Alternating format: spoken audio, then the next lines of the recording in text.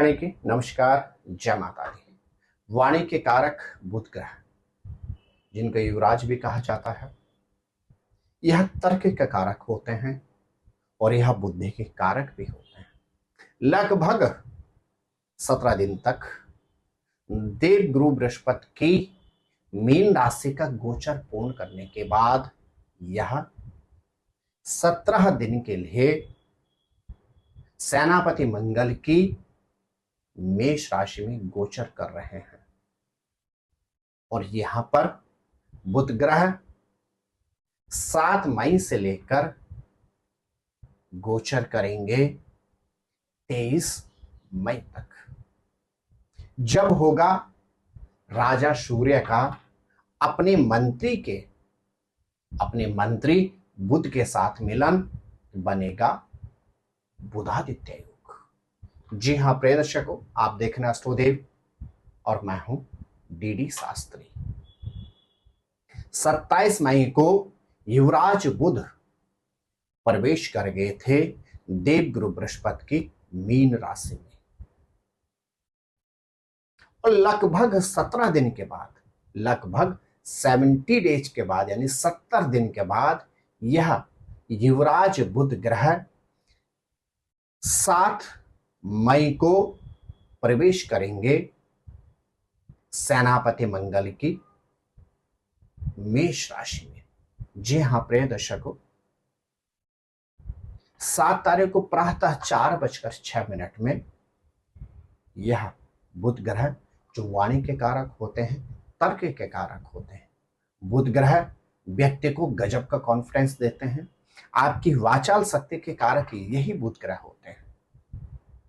यह अब सेनापति मंगल की राशि में प्रवेश करेंगे और वर्तमान अवधि में सूर्य ग्रह स्वयं मेष राशि में गोचर कर रहे हैं। तो 7 मई से लेकर 14 मई तक राजा सूर्य का जब अपने मंत्री बुध से मिलन होगा तो बनेगा बुधादित्य योग। क्या इस बुधादित्य योग का आपको विशेष लाभ प्राप्त होगा? इस अवधि में आपको किस क्षेत्र में रहना होगा सतर्क, और अपनी राशि के अनुसार आप इस अवधि में बुध ग्रह के क्या विशेष उपाय करें?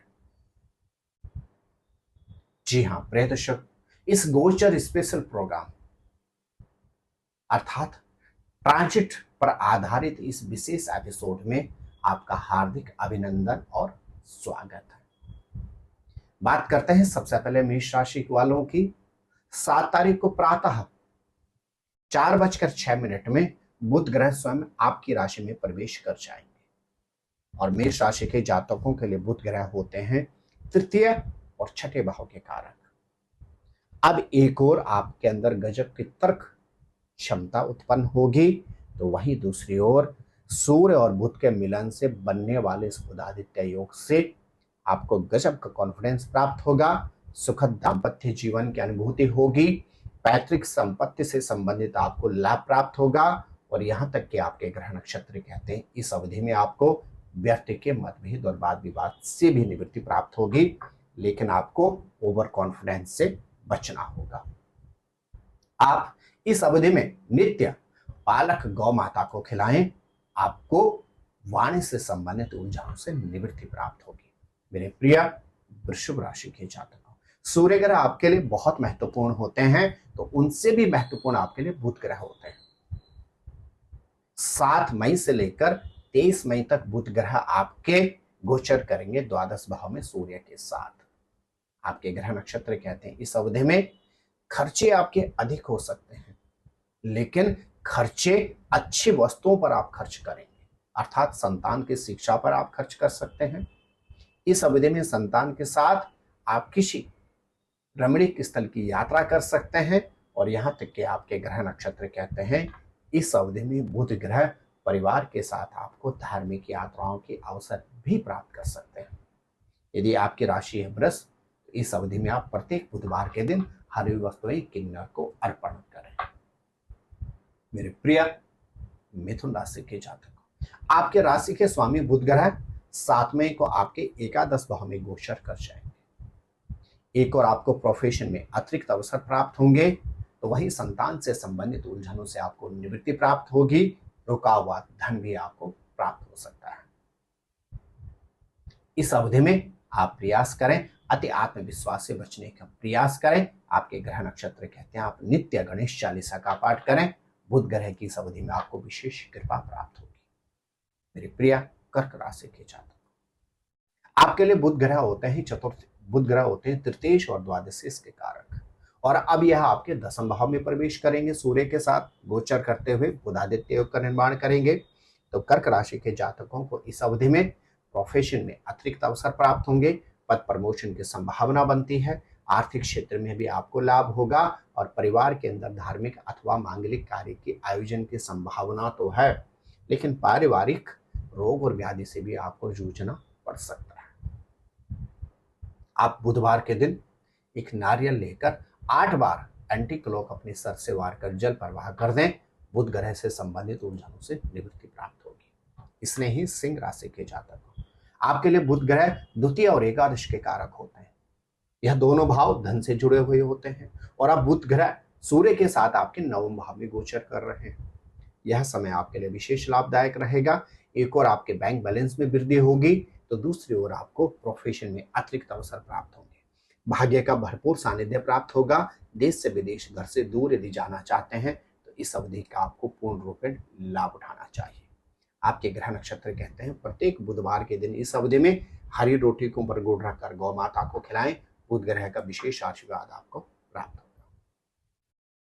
मेरे प्रिय कन्या राशि के जातकों, आपके राशि के स्वामी बुध ग्रह लगभग 70 दिन तक आपके सप्तम भाव में गोचर करने के बाद अब आपके अष्टम भाव में गोचर कर रहे हैं, और यहां पर रहेंगे लगभग 17 दिन। इस अवधि में आपके ग्रह नक्षत्र कहते हैं आपको प्रोफेशन में सतर्कता रखनी होगी। व्यर्थ के मतभेद, वाद विवाद से दूर रहना होगा। ओवर कॉन्फिडेंस से बचने का प्रयास करें। ड्रिंक और ड्राइव से भी दूर रहने का प्रयास करें। त्वचा से संबंधित रोग और व्याधि से आपको परेशानी हो सकती है। आपके ग्रह नक्षत्र कहते हैं इस अवधि में रुका हुआ धन बुध ग्रह आपको अवश्य दिला सकते हैं, क्योंकि बुध आपके राशि के स्वामी भी होते हैं और अष्टम भाव अचानक लाभ का कारक भी होता है। लेकिन आपके ग्रह नक्षत्र कहते हैं इस अवधि में यदि आप प्रत्येक बुधवार के दिन गणेश जी के मंदिर में जाकर उनको दुर्वा की माला अर्पण करते हैं तो बुध ग्रह का आपको लाभ ही लाभ प्राप्त होगा। मेरे प्रिय तुला राशि के जातकों, बुध आपके लिए होते हैं नवम और एकादश के कारक, और अब यह आपके सप्तम भाव में गोचर कर रहे हैं। यदि आप व्यापारी हैं और आपकी राशि है तुला, तो यह अवधि व्यापार में आपके लाभदायक रहेगी। व्यापार से संबंधित आपको यात्राओं के शुभ अवसर प्राप्त होंगे। आर्थिक क्षेत्र में आपको उन्नति प्राप्त होगी। सर्विस के क्षेत्र में है तभी भी बुध ग्रह इस अवधि में आपको अतिरिक्त अवसर प्रदान करेंगे और आर्थिक क्षेत्र में आपको उन्नति प्राप्त होगी। प्रोफेशन से संबंधित यात्राओं का आपको भी लाभ प्राप्त होगा। आप बुधवार के दिन किन्नर को अपने सामर्थ्य के अनुसार दान दें।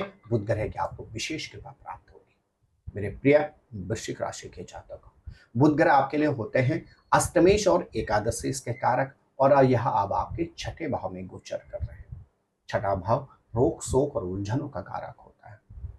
इस अवधि में आपके खर्चे अधिक होंगे।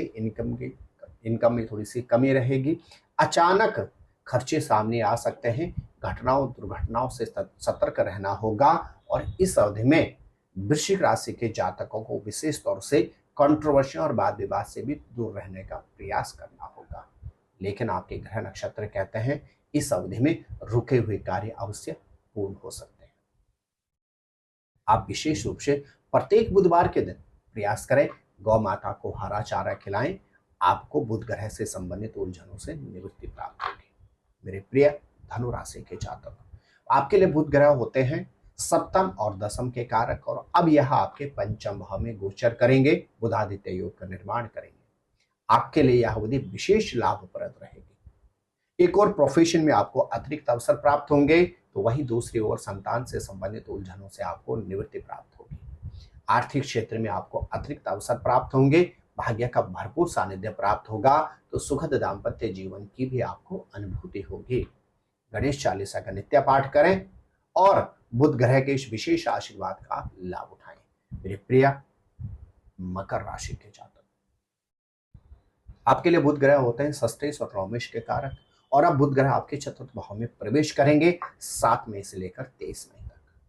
इस अवधि में परिवार में धार्मिक अथवा मांगलिक कार्य के आयोजन की संभावना बनती है। परिवार में किसी नए सदस्य के आगमन के योग भी बनते हैं।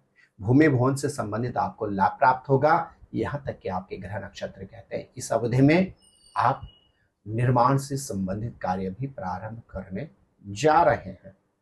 आपके ग्रह नक्षत्र कहते हैं इस अवधि का आपको हर तरह से लाभ उठाना होगा, लेकिन माता के स्वास्थ्य की थोड़ी सी चिंताएं परेशान कर सकती हैं। प्रत्येक बुधवार के दिन प्रयास करें गणेश जी के मंदिर में जाकर उनको पान अर्पण करें। पारिवारिक उलझन और विशेष तौर से माता के स्वास्थ्य से संबंधित उलझनों से आपको निवृत्ति प्राप्त होगी। मेरे प्रिय कुंभ राशि के जातक, बुध ग्रह आपके लिए होते हैं पंचमेश और अष्टमेश के स्वामी, और अब यह आपके तृतीय भाव में गोचर करेंगे। विशेष रूप से जो कुंभ राशि की बहनें इस अवधि में गर्भावस्था में चल रही हैं, अर्थात जिन्होंने कंसीव किया हुआ है, तो आपको 7 मई से 23 मई तक अपने गर्भस्थ शिशु की अत्यधिक देखभाल करनी होगी।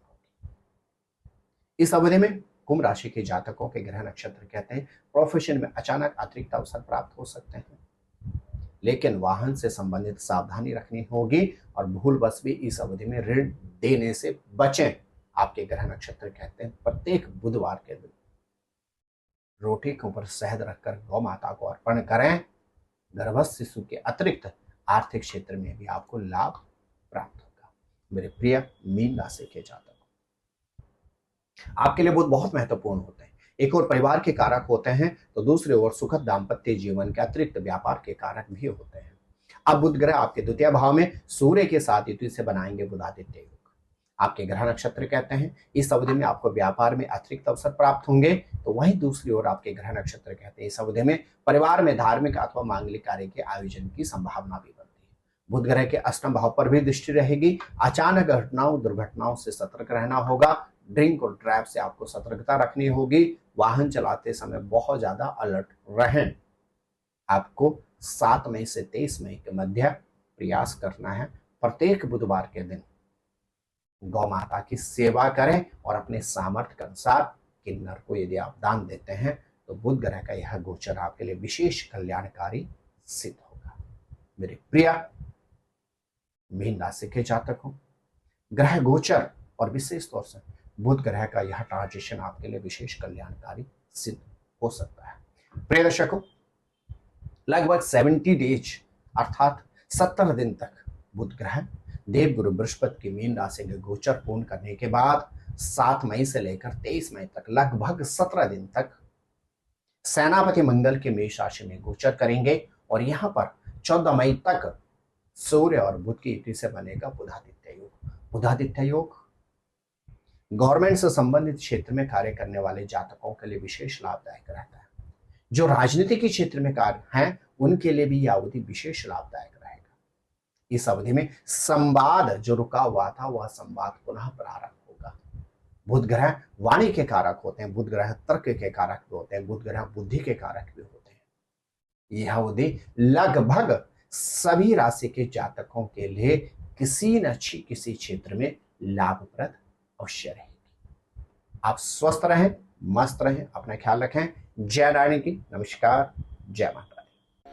ज्योतिर्विद डीडी शास्त्री जी से ज्योतिष, अंक ज्योतिष, हस्तरेखा, वैदिक पद्धति से यज्ञ अनुष्ठान, राशि रत्न, रुद्राक्ष कवच तथा वास्तु निरीक्षण हेतु संपर्क करें।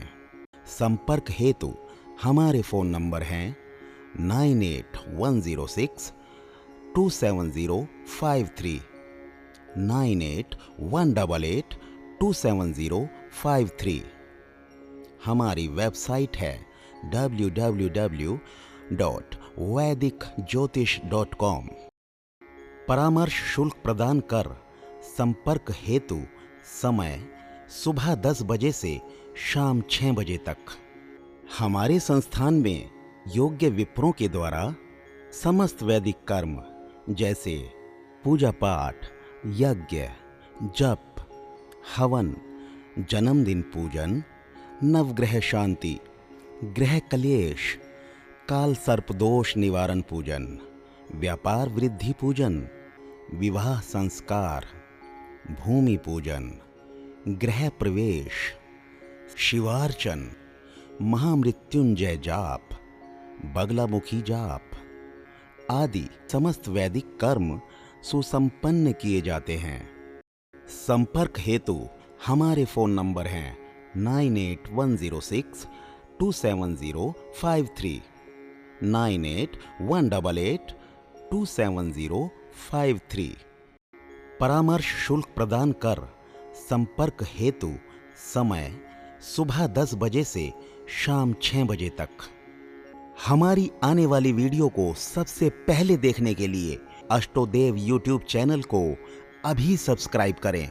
आगे शेयर अवश्य करें ताकि और लोगों को भी वीडियो का लाभ मिल सके। धन्यवाद।